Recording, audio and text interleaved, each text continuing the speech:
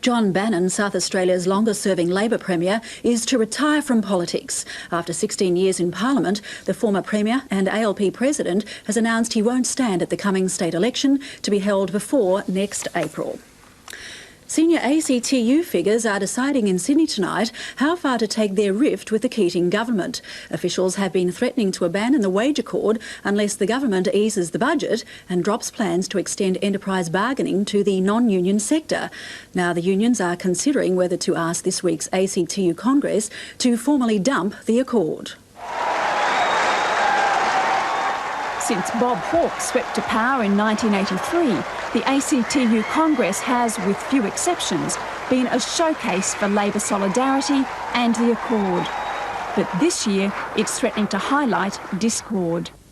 The powerful ACTU executive met today to decide how far to push the government over the budget and its plans to spread enterprise bargaining to the non-union sector. There certainly is a lot of anger, isn't there, over what's happening with enterprise bargaining and the budget? There is, but, well, hopefully we'll find our way through it. They're particularly angry that the government has sacrificed job growth for fiscal restraint. On the government's own budget figures, there's not likely to be enough new jobs created to trigger the safety net pay increases under the accord. But in deciding the accord's fate, the union movement is asking, what's in it for us? They can see the benefits to the Labor government, comparative industrial peace and a wages policy which has helped keep Labor in power. But the truth is, the union movement has done well too.